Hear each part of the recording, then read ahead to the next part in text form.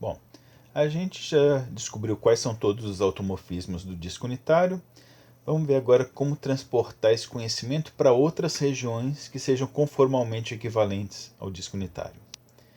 A gente vai ver num exemplo específico do semiplano superior, tá, que são, só para lembrar, são o conjunto aberto formado por todos os pontos do plano cujo y é estritamente maior do que zero, ou seja, não inclui o eixo x. Okay? É tudo só acima do eixo x. A gente já viu que esse semiplano é conformalmente equivalente ao disco unitário. Né? Foi o primeiro exemplo de mapa conforme que a gente já viu. Essa função aqui, i menos e sobre i mais e, a gente já viu que ela mapeia o semiplano superior no disco unitário. E tem inversa, é holomorfa, então é um mapa conforme entre essas duas regiões. Então, essas regiões são conformalmente equivalentes. A gente já viu também que todo o automorfismo do disco nele mesmo tem essa forma aqui. Ok? E o que a gente vai fazer agora é compor esses mapas. Se eu sair daqui do semiplano, aplicar a função f, então vou cair no disco. Aplico esse automorfismo do disco, então vou sair do disco e vou voltar nele mesmo.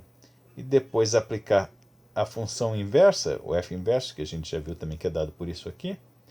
Então no final eu vou voltar, vou ter saído do H e voltado nele mesmo.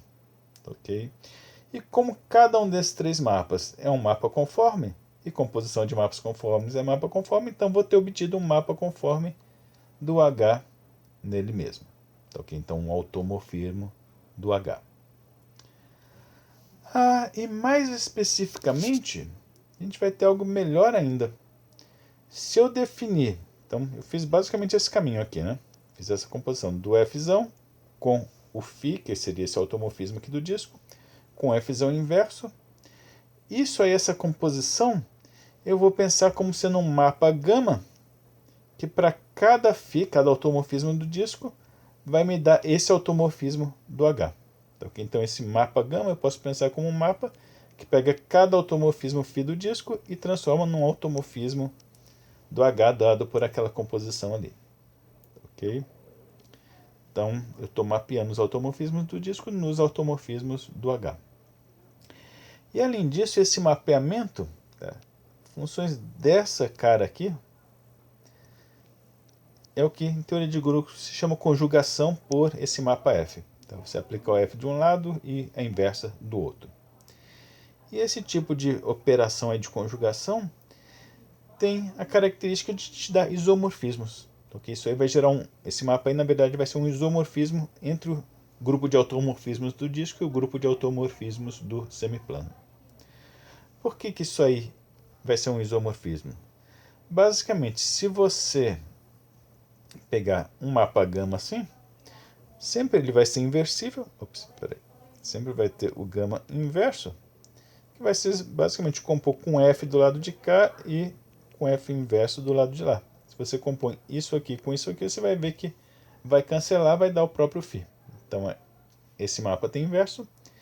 E além disso é um homomorfismo de grupos, porque se você aplicar esse gama numa composição de dois automorfismos do disco, por definição, isso significa aplicar o F inverso do lado de cá e o F de lá, só que nada me impede de aqui no meio desses dois eu inserir o F composto com F inverso, porque é a própria identidade, né? Então se eu inserir não estou alterando nada. Só que quando eu fizer isso, o que apareceu aqui é justamente o gama de φ1, o que apareceu aqui é o gama de φ2. Então eu descubro que o gama aplicado na composição desses dois φs é o gama do primeiro composto com o gama do segundo. Então é um homomorfismo de grupo. E homomorfismos que são inversíveis são isomorfismos. Okay? Então esse gama aqui é um isomorfismo. O que quer dizer que do ponto de vista de teoria de grupos, esse grupo aqui e aquele ali são essencialmente equivalentes. Okay? As funções, os elementos do automorfismo do disco são funções dessa forma. Okay? Os automorfismos de H vão ser funções com uma outra cara diferente que a gente vai ver depois. Mas o conjunto dessas funções aqui, o conjunto das funções ali, que são automorfismos vão ser, do ponto de vista de teoria de grupos, equivalentes. Então, que vão ser exatamente o mesmo grupo, vão ter a mesma estrutura de grupo. E isso aí que a gente fez relacionando os automorfismos do disco com do semiplano, dá para fazer com qualquer outra região que seja conformalmente equivalente ao disco. Okay? A gente já viu, por exemplo, que faixas horizontais também dá para mapear lá, tal. Então, se eu pegar uma outra função, um outro mapa conforme entre a faixa e o disco, dá para fazer a mesma coisa. Qualquer outra região que seja conformalmente equivalente com o disco, dá para fazer basicamente a mesma coisa e vai dar de novo, então, um grupo de automorfismos isomorfo ao grupo do disco. Bom, vamos ver exatamente qual que é a cara das funções que são automorfismos do semiplano. Basicamente, a ideia é, como a gente acabou de ver, que qualquer automorfismo do plano pode ser obtido por essa composição desses mapas. Então, para achar a cara dos automorfismos do plano, basta fazer a composição disso, com aquilo.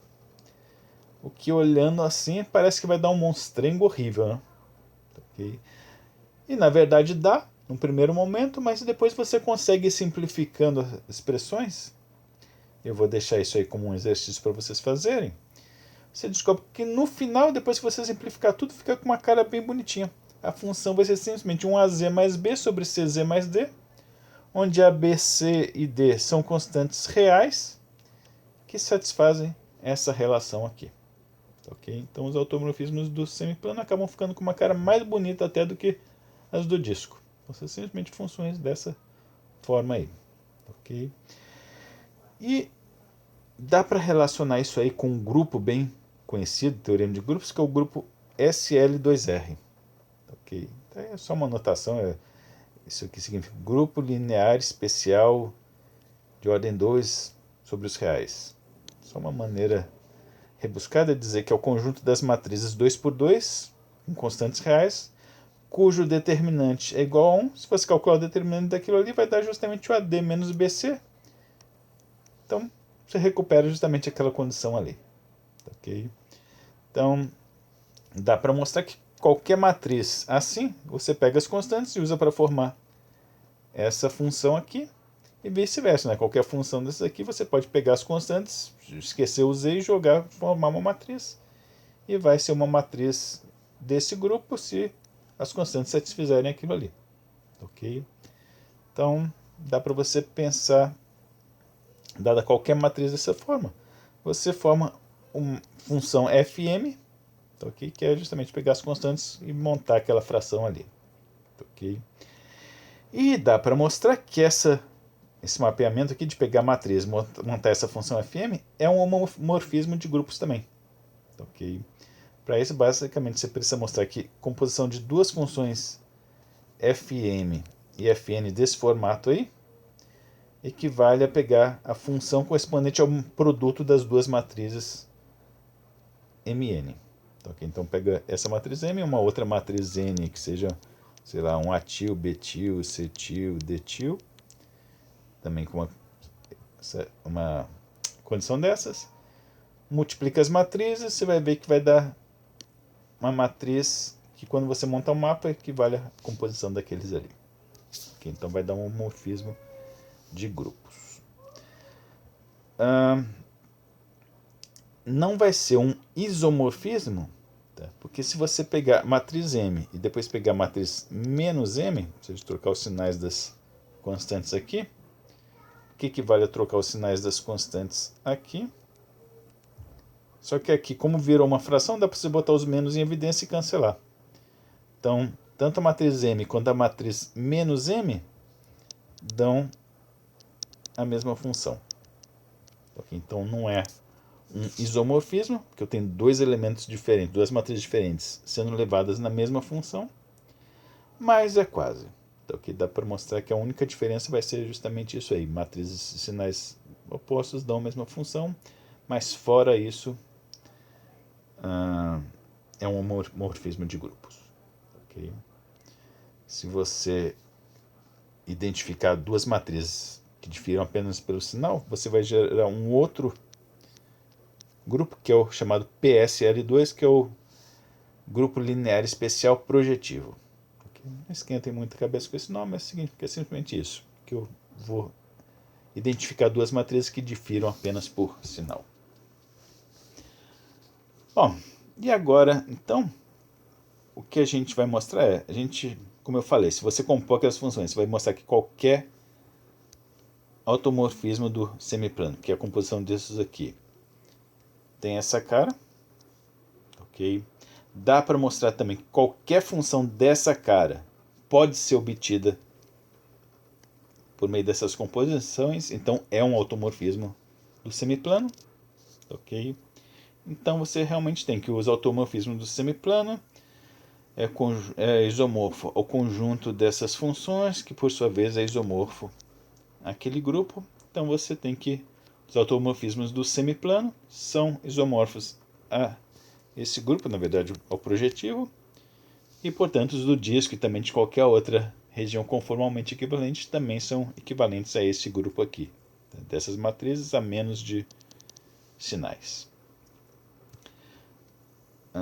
Esse teorema aí, aqui, de que todo automorfismo é um mapa daqueles FMs, qualquer FM é um automorfismo, tem aqui a demonstração, está aqui mais ou menos longa, tem vários passos, e ainda assim ele deixa vários detalhes como exercício. Okay? Então, na verdade, eu vou fazer pior ainda, vou deixar a demonstração toda como exercício para vocês. Okay? Lá na lista eu vou colocar, mas vou destrinchando, como eu sempre faço, passo a passo, para vocês conseguirem completar toda a demonstração disso aí. Joia? Então, aí tá. Essa é a ideia que a gente tem. Você conhece todos os automorfismos dessa região, e aí qualquer outra região equivalente, conformalmente equivalente, que seja mapeada nele no disco por um mapa conforme, vai ter essencialmente os mesmos automorfismos, e no caso do semiplano a gente já identificou claramente quais são esses automorfismos. São esse grupo aqui, o SL2 projetivo, que são as matrizes 2x2 de determinante 1 a menos de sinais. Ok?